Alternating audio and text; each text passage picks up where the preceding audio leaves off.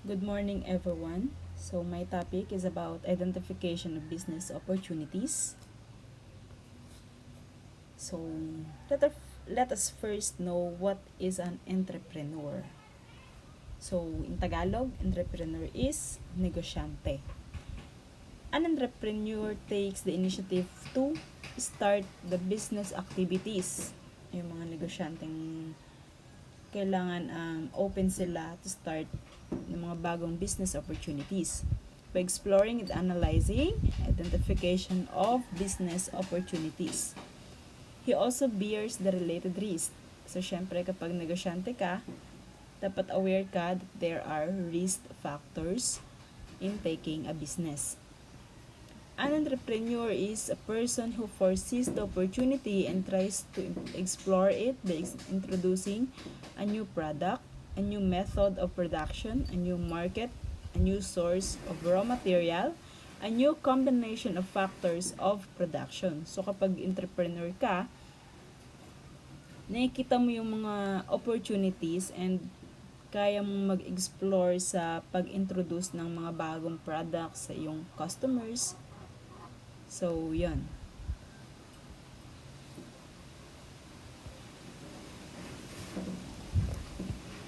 Thus, in terms of identification of business opportunities naman, entrepreneur is a person who always discovers changes, reacts to that, and takes its advantage as an opportunity.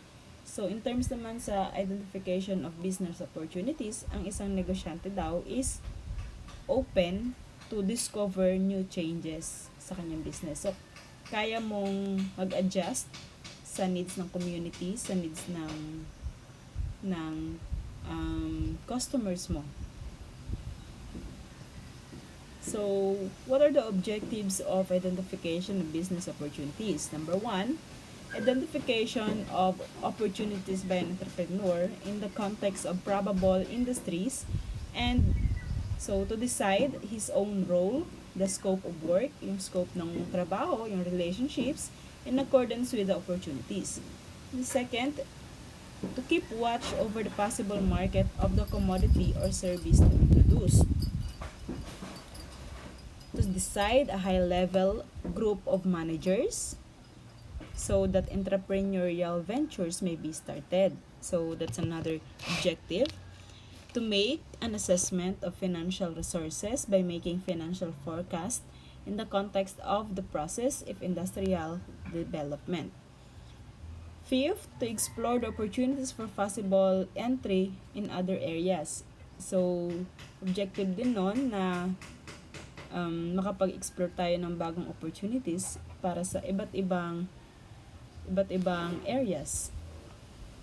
To assess the requirements of labor, yun, for us to be able to assess yung labor, yung capital, yung materials for the industries or yung chosen business natin.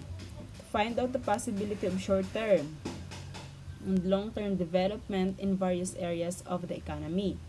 So, yun, para alamin natin kung ano yung mga short-term and long-term development nung pinili nating field sa industry ng pagbibusiness. To have the desire for technical knowledge, so yun, awareness towards new opportunities and acceptance of the changes. To see the possibilities of diverting the available resources towards achieving the business objectives. So, kailangan din yon na malaman natin how to divert available resources towards achieving business opportunities natin or yung objectives natin. To identify those industries which are not based on local sources but which may be economically considered in view for future requirements. So, next one, factors to consider in identifying business opportunities. So, ano yung mga factors na kailangan natin i-consider in identifying business opportunities? Number one, analysis of internal demand. So, business opportunities may be identified by assessment of internal demand of the existing and proposed products as to what will be the possibility of future demand. Before it, the entrepreneur will have to keep into consideration the per capita income or yung kikitain natin, population, and yung national income. So, yun yung kailangan nating ma-analyze in considering business opportunities. Number 2, availability of raw materials. So, yung mga raw materials na gagamitin natin in conducting or in producing a business. Easy availability of raw material also has an important role in selecting the business opportunities. So, kailangan yun. The reason being that the quantity and level of future production are decided only by it. If the raw material is easily available, then not only the production cost is low, but it also makes the entrepreneur ready to establish the industrial unit. So, kailangan natin consider yung availability ng raw materials na gagamitin natin. Diba? So, for example, is sa engineering company. For example, engineering shop yung napili natin. So, kailangan yung mga raw materials na kailangan natin sa business is alam natin kung saan makukuha. Diba? Para madali nating mai-execute yung business na gagawin natin. External assistance. Role of external assistance like yung government or yung suppliers like what I've said earlier. Investors, specific institutions is also important. So, importante din yun in identification of business opportunities. The reason being that external assistance, support, and cooperation are helpful in identification of opportunities. So, yun, kailangan nating makahanap ng external assistance or yung mga supporting sa ating gagawing business. Knowledge about industrial development. So, ito kailangan din natin to by obtaining detailed knowledge about proposed industrial development from various sources. The entrepreneur may know the establishment of which type of industry and at which place will be profitable or which not. So, kailangan meron tayong knowledge about industrial development. Kung saan tayo kikita, kung magkano ba kikitain natin dito. So, kung ano ba talaga yung business na patok sa masa. So, yung mga ganun. We have to consider about it. Number 5, internal sources. The availability of internal sources also has an important role in the identification of business opportunities. So, if the sources of production are regularly available to the entrepreneur, he may take positive steps for the establishment of the industrial unit. So, yun. Number 6, risk in business opportunities. Every business involves risk. Yan nga. Lahat ng business or businessman is involved with risk. So, lahat merong risk. Lahat ng actions na gagawin natin that involves risk. It goes on increasing or decreasing with the environment in such conditions. The entrepreneur has to identify when and how much risk involved in the business opportunities. So, yun. For example, sa sari-sari store, merong risk yun.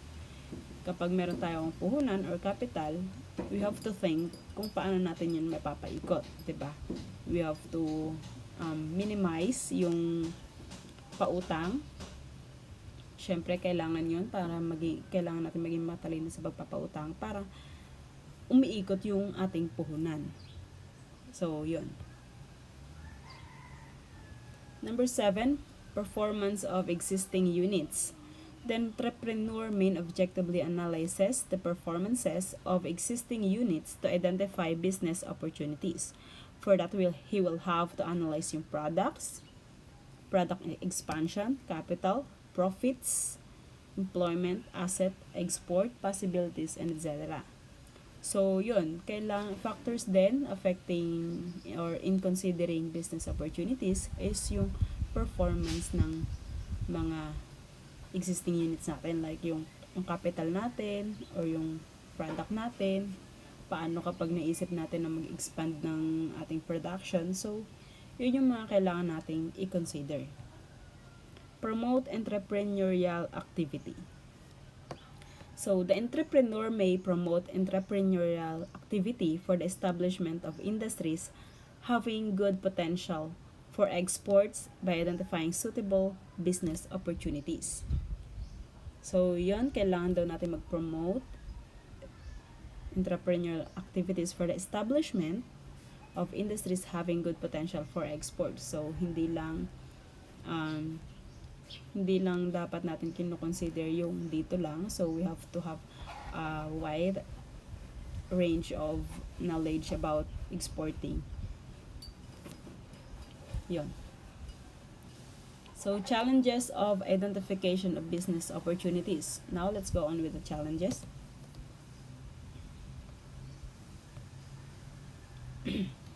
Initial crisis and beginning of business. So, the crisis which an entrepreneur has to face in the beginning is called the initial crisis. So, kung ano daw yung crisis na nararanasan ng isang negosyante bago pa lang sa business is called initial crisis. So, during this period, when an entrepreneur promotes any entrepreneurial venture, he feels fully confident that on the basis of his ability and qualities, he will be able to sell his products and services by earning profits. Number 2, promotion of an entrepreneurial venture. So, ito, isa to sa challenge, yung pagpapromote ng ating business. The promotion of an entrepreneurial venture, then the entrepreneur has to perform various activities and functions. So, he works hard to organize the industry. So, dapat kaya niya yung adjustments or marami siyang idea on how to promote his business. So, kailangan malawak talaga yung creativity natin in terms of promoting an entrepreneurial ventures. Number 3, financial challenges. So, syempre kahit negosyante tayo, meron tayong mga financial challenges. Financial crisis or entrepreneurial capital is also a challenge to the entrepreneur for promoting an entrepreneurial venture. The reason being that substantial funds or capital are required for initiating any new venture and that too at the lowest cost. So, yon kailangan din talaga nating merong pang-alalay na pondo para sa ating business. Hindi lang talaga tayo nakapondo sa kung ano lang talaga yung need ng business natin. So, dapat meron tayong pang-alalay sa ating financial crisis. If ever na merong face na struggles or challenge yung ating business. So, dapat open tayo doon. Number 4, innovation of new product. So, ito, challenge din to. How to present new product is also a challenge. Isa to sa challenge kasi hindi din talaga advisable na mag-stick lang tayo sa isang product. I mean, kung gusto nating maging successful sa business, we have to be open-minded with producing new products continuously. So, we have to be more on discovering kung ano pa yung needs ng customers or ng society or ng economy. So, isa to sa challenge ng pag-open ng isang business. Number 5, unhealthy competition. So, ito, whether the enterprise will be successful or not, it is also a challenge. The reason being that some persons resort to healthy competition, whereas others indulge in unhealthy competitions also, like not to cooperate to sell products at prices lower than even the cost, threatening the firm to close or etc. So, syempre, kapag sa business, alam natin na marami tayong magiging kakompetensya. Whether pareho tayo ng product ng business or sa quantity or sa quality, so dun maglalaban. So, eto, isa din to sa challenge na pwede natin maharap or yes, maharap sa pagsisimula ng isang business. Number 6, decision making and leadership. In the end, when the size of the industry and business sufficiently grows, then the problem also arises with respect to the delegation of decision making, powers, and leadership, and etc. So, syempre, kapag nag-grow na yung business natin, isa to sa magiging problema natin sa pag-decide and sa leadership. Kasi once na nag-grow yung business natin, mag-grow din yung employment natin or yung mga employers natin and business partners. So, isa to sa kailangan nating harapin in terms of having a business.